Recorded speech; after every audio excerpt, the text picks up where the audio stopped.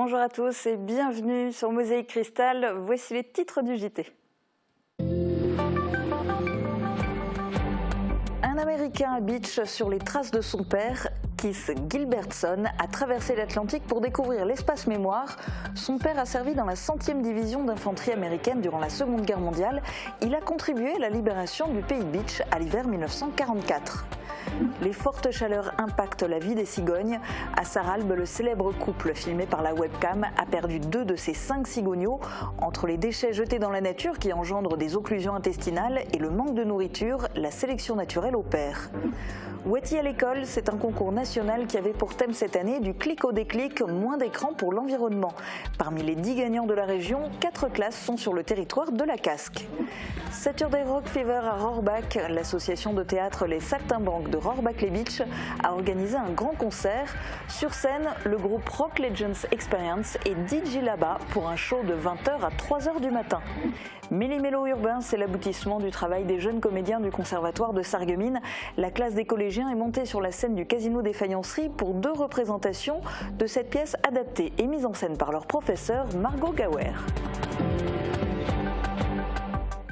On lance aussi aujourd'hui sur Mosaïque Cristal la campagne électorale pour les législatives. 8 candidats sont en lice dans la 5e circonscription de la Moselle. Ils ont tous été interviewés dans les conditions du direct et sans connaître à l'avance les questions. Des interviews que vous allez pouvoir regarder chaque jour sur notre chaîne dans l'ordre du tirage au sort réalisé en préfecture. Le numéro 1, c'est Sébastien Ollier, candidat lutte ouvrière, à découvrir en fin d'émission. Aujourd'hui, on va aussi revenir sur le maintien du Sarreguemines Football Club en Régional 1. On fera le point avec le coprésident du SFC, Manuel Keller. Bonjour. Bonjour. Et merci de participer à cette émission. Je vous donne la parole tout à l'heure. On prend d'abord la direction de l'espace mémoire de Beach, ce lieu rempli d'histoire sur la libération du pays de Beach à l'hiver 1944. En plus de faire office de musée, l'espace mémoire tient aussi un rôle d'accompagnateur pour les familles des soldats de l'époque qui souhaitent découvrir l'histoire de leurs proches. Ce week-end, c'est le fils d'un vétéran de la 100e division d'infanterie américaine qui s'est rendu dans la ville fortifiée sur les traces de son père. Maureen Grandcola l'a rencontré. Is it, yeah, Mickelson, yes. Minnesota, that's my hometown. Voici Keith Gilbertson. Il est venu tout droit des États-Unis ce week-end pour découvrir l'espace mémoire de Beach. Son père a servi dans la 100e division d'infanterie américaine lors de la Seconde Guerre mondiale. Il a aidé à la libération du pays de Beach à l'hiver 44.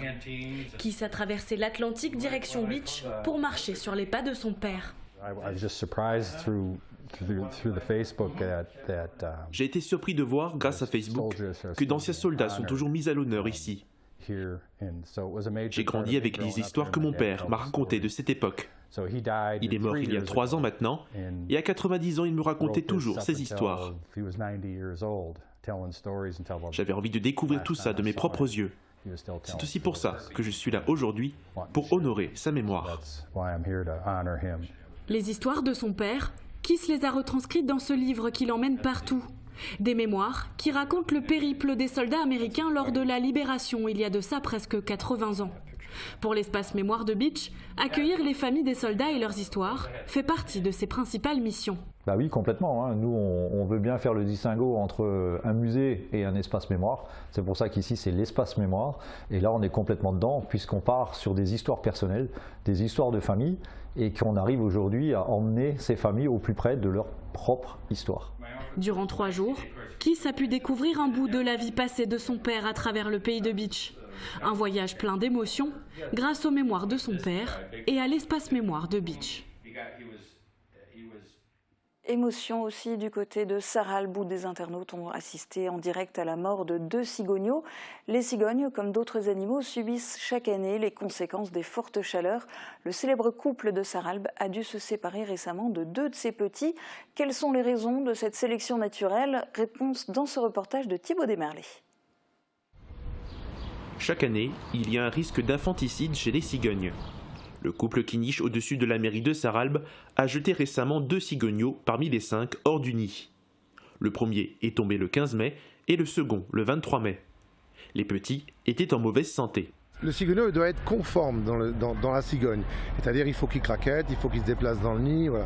Et si les parents remarquent que le cigogneau n'est pas comme les autres, il sera éliminé. Qu'il ce soit un problème de santé, un problème physique, ou alors un problème de nourriture ou un problème de climat, il sera viré. S'il y en a 5, il n'y a que à manger pour 4 ou 3, il y a une sélection naturelle qui se mettra en place naturellement. Une des causes, les fortes chaleurs du mois de mai. Avec ces températures, la nourriture vient à manquer. Les vers de terre se cachent et les cigognes ramassent ce qu'elles peuvent trouver pour nourrir leur progéniture. Elles confondent certains déchets jetés dans la nature avec des insectes, comme les élastiques. Elle va d'abord lui mettre un coup de bec pour le ramasser, et elle n'a pas la capacité de réfléchir. Donc elle va l'attraper, elle va l'avaler. Et là c'est le problème. Si c'est un petit morceau, c'est pas grave, parce qu'au bout de 10 ou 12 heures, comme elle n'arrivera pas à le digérer, elle va le régurgiter. Par contre, si c'est énorme, elle va le garder dans l'estomac, et toujours pareil, occlusion intestinale, et elle en meurt. On en trouve de plus en plus. Voici ce que Dominique a trouvé dans un des estomacs. Une boule couverte de plastique. La recherche de nourriture est donc plus ou moins fructueuse selon les conditions climatiques. Pour le moment, les 3 petits restants sont toujours auprès de leurs parents et en forme. Ils ont la forme, ils s'intéressent à l'environnement et ils ont du talent. Des écoliers ont participé au concours national Wati à l'école. Parmi les 10 gagnants de la région, 4 se trouvent sur le territoire de la communauté d'agglomération Sarreguemines-Confluence. Ils ont reçu des cadeaux en guise de félicitations pour leur réalisation. Guillaume Dumontail a assisté à la remise de prix. Félicitations déjà à vous tous, on peut s'applaudir. Bravo.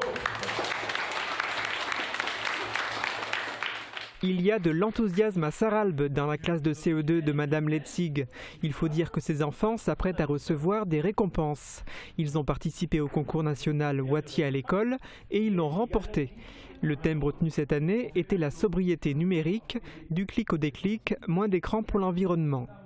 Pour séduire le jury, ils ont notamment réalisé une maquette de tablette. Ces enfants ne sont pas les seuls à avoir gagné sur le territoire de la communauté d'agglomération Sarreguemines-Confluence, puisque les élèves de grande section de l'école du Gregersberg à Sarreguemines et des élèves de CM2 de l'école de Ypelin ont également gagné.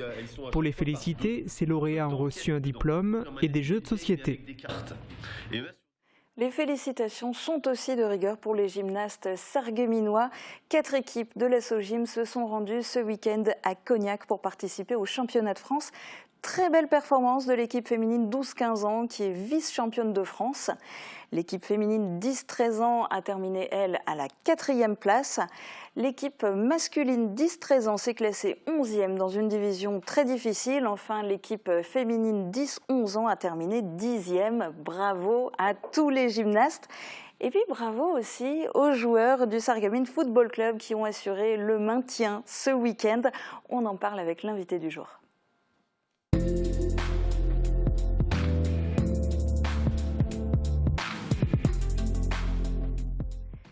Manuel Keller, ce maintien en R1 du SFC, c'est un ouf de soulagement?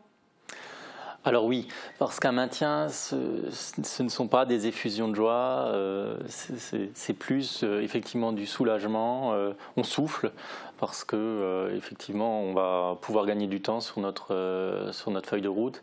On n'avait jamais tablé sur une descente possible.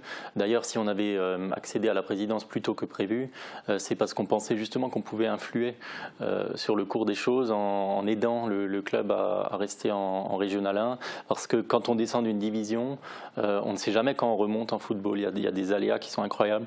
Et donc là, oui, un gros ouf de soulagement.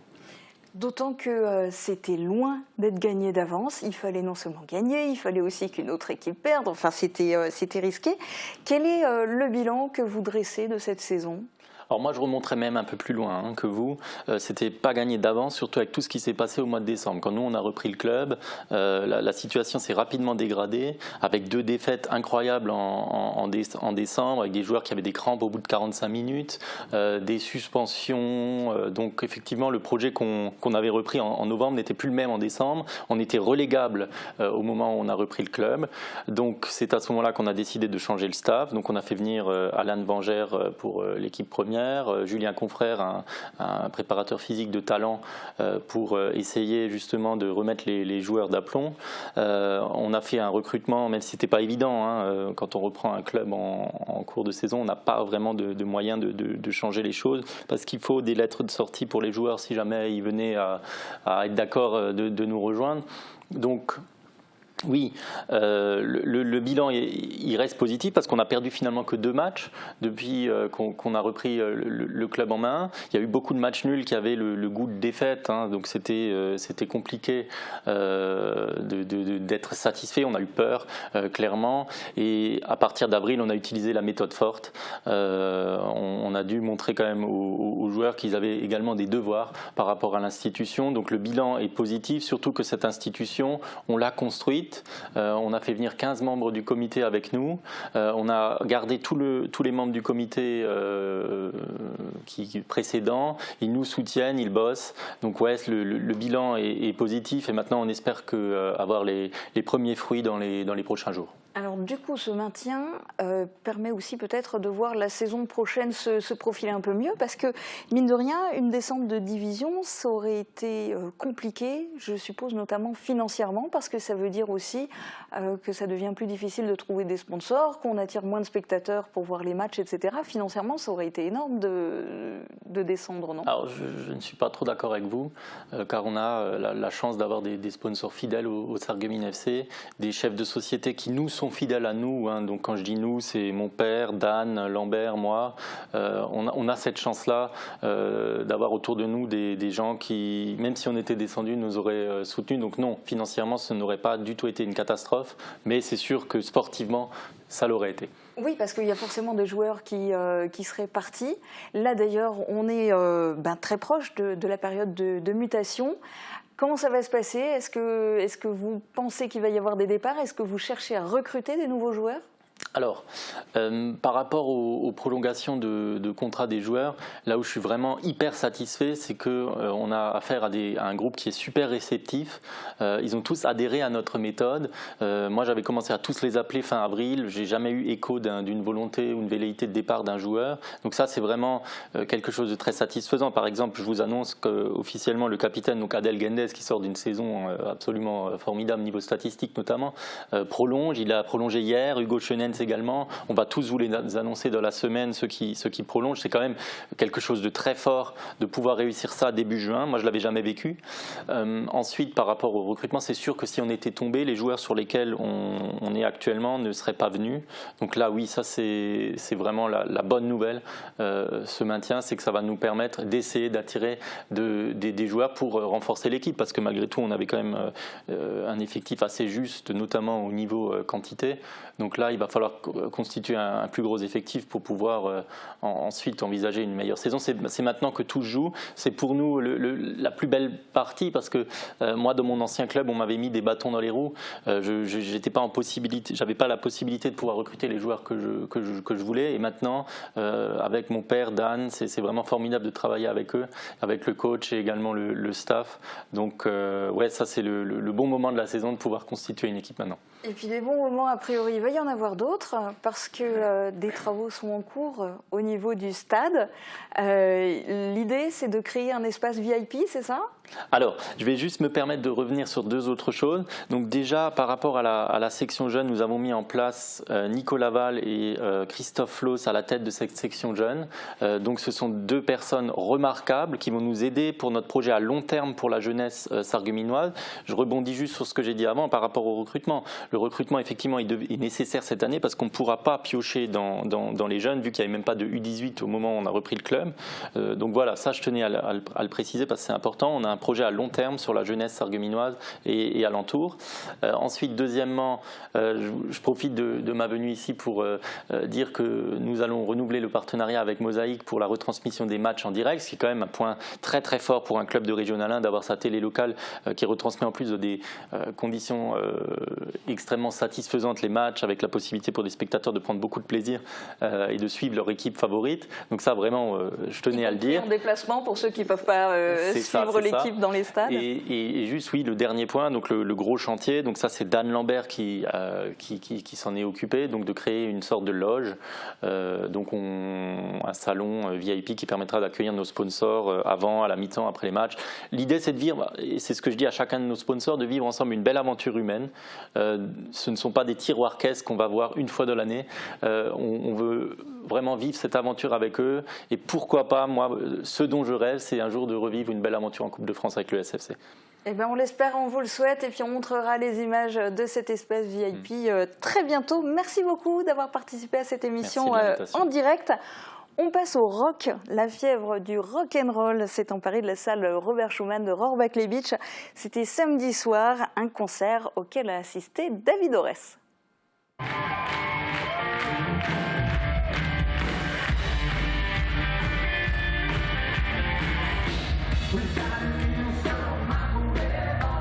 Saturday Rock Fever, la fièvre du samedi rock, une soirée organisée par l'association de théâtre Les Saltimbanques de Rohrbach-les-Bitches, le retour d'un concert qui n'a pas eu lieu depuis janvier 2020. On prend les mêmes et on recommence. Sur scène, le groupe Rock Legends Experience qui interprète les grands titres du rock des années 70 à 2000.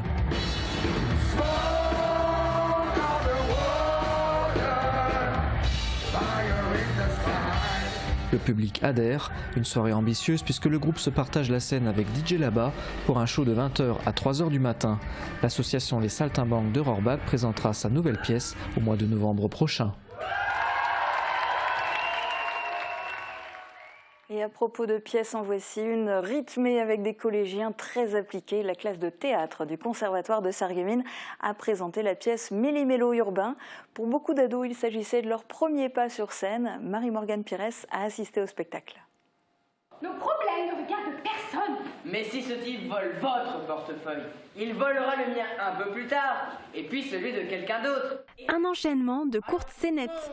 Les jeunes de la classe des collégiens du conservatoire les ont répétées pendant plusieurs mois. Ce week-end, c'était l'aboutissement de leur travail. Ils ont donné 2 représentations de leur pièce Méli-Mélo urbain, mise en scène et adaptée par leur professeur de théâtre Margot Gower. Comment il fait avec cette tête? Je te jure, toutes celles qu'il rencontre lui tombent dans les bras. Il y en a qui ont une de sa veine. Pour un grand nombre d'entre eux, c'est la première fois qu'ils jouaient devant un public. Ils se sont tous montrés très investis dans cette pièce, mêlant des scènes de vie parfois teintées d'humour, parfois plus émouvantes. Votre mari, ne m'en parlez pas. Il se traîne à 4 pattes tellement il est fatigué. Dans un instant, on passe à la politique avec la première interview dans le cadre de la campagne électorale pour les législatives. Ce sera juste après les prévisions de Météo France pour demain. Qu'il vente, pleuve, fasse froid ou chaud, une maison isolée par Moder Habitat reste agréable et saine au fil des saisons. Retrouvez votre programme avec le Crédit Mutuel, partenaire des grands événements de votre région. Une banque qui appartient à ses clients, ça change tout. Bonjour tout le monde, en ce moment des travaux fleurissent un peu partout sur le secteur et on n'a qu'une envie, c'est qu'ils se terminent laissant apparaître un enrobé flambant neuf. Mais d'ailleurs, savez-vous que les termes enrobé, goudron, asphalte, bitume ou encore macadam employés de manière générique et sans distinction est un abus de langage ? En réalité, ces différents termes désignent tous une technique particulière et différente de revêtement de chaussée.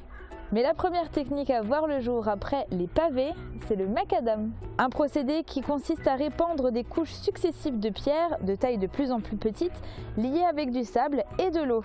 Et son nom nous vient tout simplement de son inventeur, John Loudon McAdam. Et les autres revêtements sont apparus par la suite pour répondre à une problématique de résistance et d'étanchéité. Et pour demain, pas besoin de matière étanche puisque la pluie ne sera pas de la partie. On débutera la matinée sous un grand soleil avec quelques passages nuageux prévus dans l'après-midi. Côté température, les minimales iront de 6 à 8 degrés et les maximales de 21 à 22 degrés. Demain, nous fêtons les Justins et il fera jour de 5h35 à 21h31. Passez tous encore une belle journée et à demain!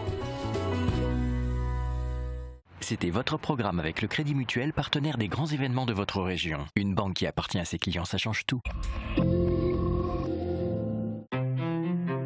Un apprenti, ça coûte cher ?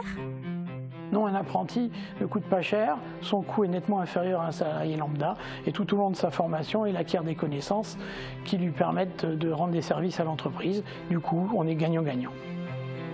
L'apprentissage, la voie de l'excellence avec l'UFA Michel Roth.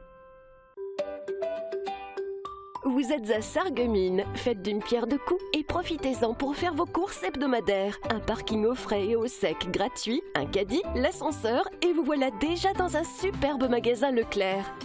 En dehors des grands classiques, l'offre en produits frais, viande, poissonnerie, fruits, légumes et pâtisseries est carrément exceptionnelle. Leclerc au Carré Louvain de Sarreguemines, l'essayer, c'est l'adopter. Qui pourrait deviner que je porte des appareils? Les nouvelles générations d'aides auditives sont de plus en plus discrètes, même en contour d'oreille. Même avec les cheveux courts? Oui, il se cache facilement derrière le pavillon de l'oreille et ensemble nous choisirons la couleur qui vous conviendra. Et ça tient vraiment bien? Bien sûr, grâce au moule sur mesure, l'appareil épouse parfaitement votre conduit auditif.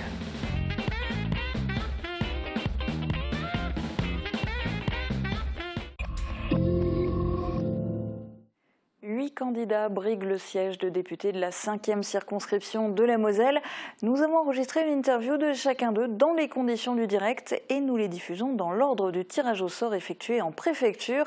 Le numéro 1, c'est Sébastien Ollier, candidat lutte ouvrière. Voici son interview.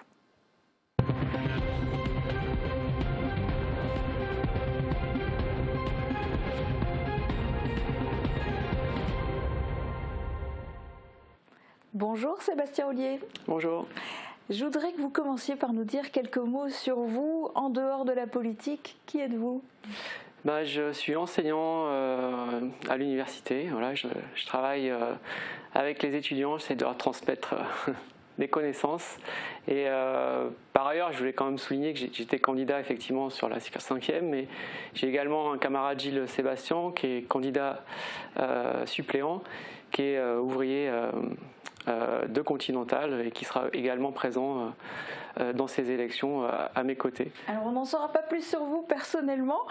Vous étiez déjà candidat aux législatives en 2017 dans notre circonscription, la 5e circonscription de la Moselle. Qu'est-ce qui vous a motivé pour être à nouveau candidat et pourquoi sous l'étiquette lutte ouvrière ? Eh bien, les problèmes du monde du travail depuis 5 ans, ils se sont aggravés, ils se sont amplifiés. Ils étaient déjà extrêmement graves il y a 5 ans, mais entre la crise du Covid qui est venue se rajouter à la crise économique, toute une fraction du monde du travail a continué à plonger dans la misère. Et la flambée actuelle des prix ne fait qu'aggraver cette situation. C'est des prix qui ont augmenté de 10, 15, 20, 30%, voire plus. Quand il s'agit de l'essence, par exemple, qui a pris quasiment 100% d'augmentation.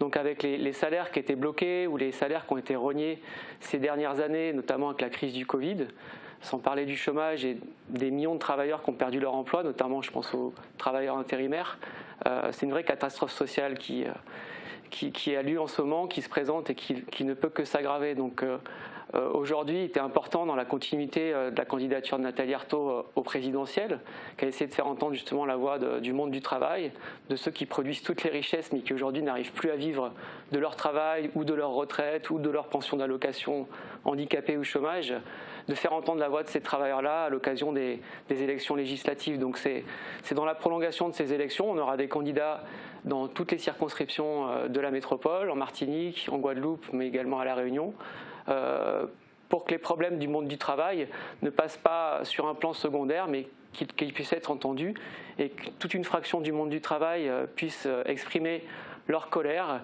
et à montrer qu'on n'est pas résigné face à cette situation et qu'on pense que l'argent qui a été accumulé pendant ces 5 dernières années notamment, et y compris pendant la période du Covid, parce que une grande fraction du monde du travail s'est serré la ceinture, mais de l'autre côté, les actionnaires, les grands patrons des grandes entreprises du CAC 40 ne se sont jamais autant enrichis. Donc il n'y a pas de raison qu'on passe après les profits du CAC 40, après les grandes fortunes.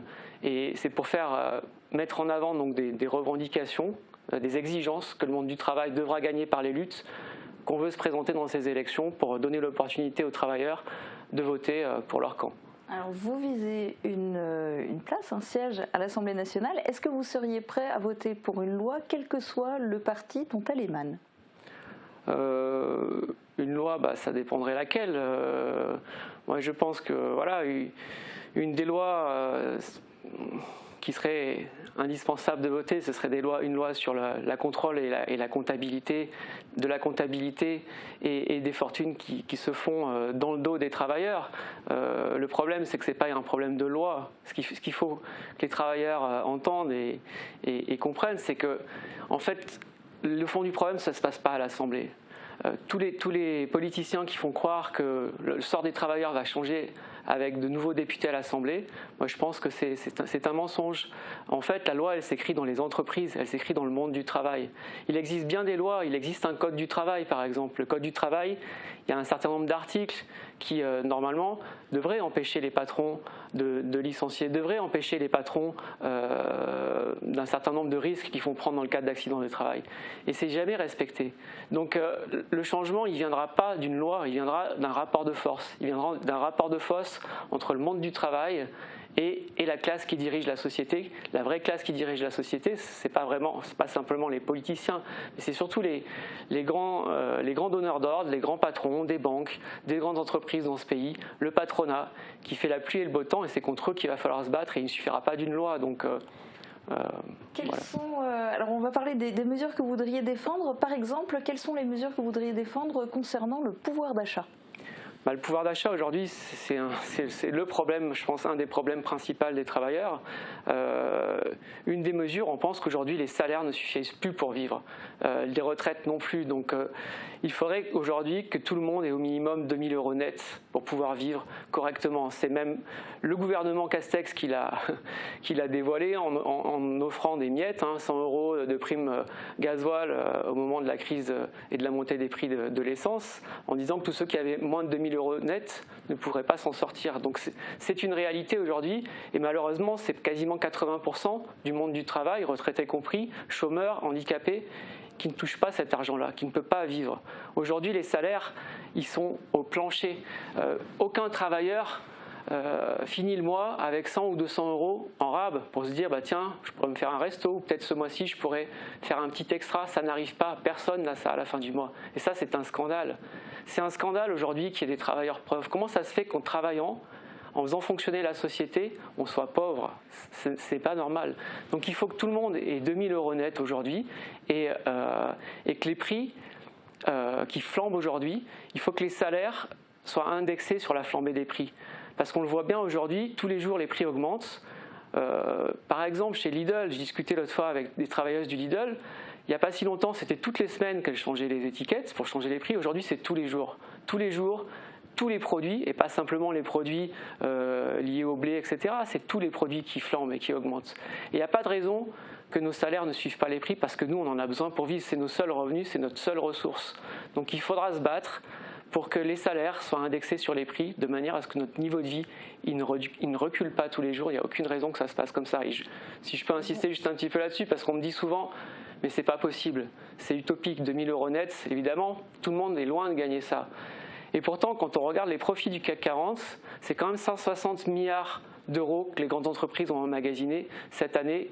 Les patrons ont fait 160 milliards de profits, ce qui représente 4 millions d'emplois payés 2 000 € net. Donc cet argent-là, bien sûr qu'il permettrait d'augmenter les pensions et les retraites, mais il faudra l'imposer par des luttes. Alors vous parlez aussi des retraites. Pour vous, une pension de retraite complète, ça doit être à quel âge et avec combien d'années cotisées ? Nous, on pense qu'il faudrait revenir aux 60 ans, et surtout avec 37 années maximum. 37 années maximum, comme c'était le cas il y a 20 ou 30 ans. Si ça a été possible il y a 20 ou 30 ans, pourquoi ça ne l'est plus aujourd'hui ? Pourquoi ça ne l'est plus aujourd'hui alors que les fortunes n'ont jamais été aussi grandes, les patrons n'ont jamais dégagé autant de profits ? Il n'y a aucune raison qu'on travaille plus longtemps qu'avant. Il y a des progrès techniques, il y a des progrès technologiques. Ça doit profiter à l'ensemble du monde du travail. Et les travailleurs devraient pouvoir partir à 37 ans, c'est déjà bien assez. À 37 ans, après 37 ans d'usine, on est cassé, on est brisé. Et bien souvent, la retraite, on ne peut même pas en profiter. Donc évidemment qu'il faudrait revenir à cet âge-là. Et pour rajouter, c'est une mesure de bon sens. Aujourd'hui, il y a 3 500 000 chômeurs. Et je ne parle pas des intérimaires qui galèrent, je ne parle pas de tous les petits emplois qui ne sont pas comptés dans le chômage. Bon, en permettant aux travailleurs cassés par le travail de partir, ça permettrait quand même d'embaucher massivement des millions de travailleurs, non seulement dans le privé, mais également dans le public, où on voit que dans les hôpitaux, à la poste, dans les transports, il manque des emplois, il manque du monde pour pouvoir satisfaire les besoins des travailleurs et de la population en général. Alors attention, parce que le temps file vite et que c'est chronométré dans cette interview, je voudrais que vous nous parliez aussi d'écologie et d'environnement. Pour vous, quelles sont les principales mesures à prendre ? Vous savez, l'environnement et la crise d'aujourd'hui, que ce soit le changement climatique qu'on constate tous de plus en plus concrètement, nous on pense qu'il est lié à l'organisation capitaliste de la société, à la folie de ce système capitaliste qui, au lieu de mettre à la disposition les immenses connaissances que la science elle a permis d'emmagasiner sur la compréhension du climat, sur les progrès technologiques qui permettraient de maîtriser les énergies, etc., aujourd'hui on marche sur la tête. On marche sur la tête. Il n'y a aucune logique dans le développement industriel qui serait en lien avec les problèmes climatiques. Je prends juste un exemple. Aujourd'hui, Ineos a racheté l'usine de la Smart où il était fabriqué des véhicules électriques. On va y fabriquer un véhicule diesel, un Grenadier 4x4. Pour qui? Pour les plus riches. C'est 100 000 € un Grenadier. Donc, pour permettre aux plus riches de pouvoir satisfaire leurs petits plaisirs, on développe un nouveau moteur sans problème parce que de toute façon c'est la loi du fric, c'est la loi du profit. Donc tant que les travailleurs ne prendront pas le contrôle de ces entreprises, décideront pas collectivement en fonction des intérêts les leurs déjà et de la planète, je pense que toutes les mesures et les promesses électorales pour l'écologie c'est du vent. Il faut qu'on remette à plat tout le fonctionnement de la société et en particulier le problème de cette société capitaliste qui ne fonctionne que pour le profit. Le ministre de l'économie, Bruno Le Maire, demande aux entreprises qui le peuvent d'augmenter les salaires. Quelle est votre réaction ? Demander à un patron d'augmenter les salaires, c'est comme demander du lait à un bouc. Hein. Ça ne marche pas. Les travailleurs, tous les jours dans les entreprises, ils demandent des augmentations de salaire parce qu'ils en ont besoin. C'est l'inverse qui se passe. C'est les primes qui sautent. Donc ces augmentations, on ne les arrachera que par des luttes massives, collectives. Il y a des bagarres, hein, comme chez Continental à Toulouse, Automotive.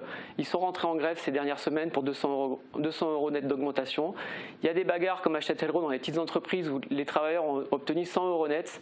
J'encourage tous les travailleurs de ce pays à se mettre en bagarre, à se mettre en lutte pour obtenir leur dû, c'est-à-dire des centaines d'euros d'augmentation pour rattraper tout ce qui nous manque depuis des années. Alors, il vous reste 1 minute pour vous adresser, si vous le souhaitez, directement aux téléspectateurs. Beaucoup sont des électeurs de cette circonscription. Qu'est-ce que vous avez envie de leur dire? Qu'est-ce que vous avez envie de mettre en avant?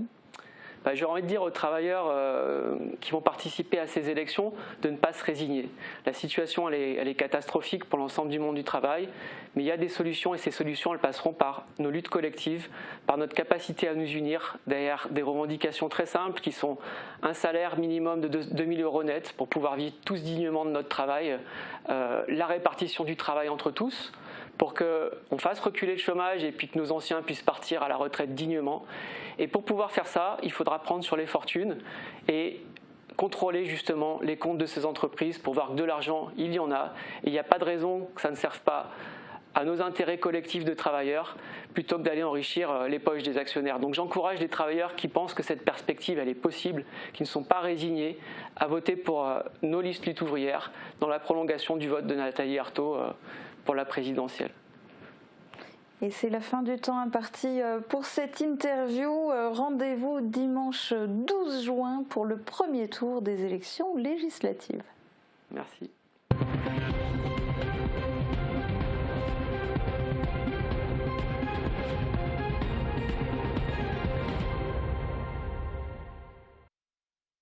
Et nous diffuserons chaque jour une interview à la télévision, sans rediffusion le week-end. Mais vous pouvez déjà voir les interviews des 8 candidats sur notre site internet www.mosaïque-cristal.tv dans l'onglet Législative 2022.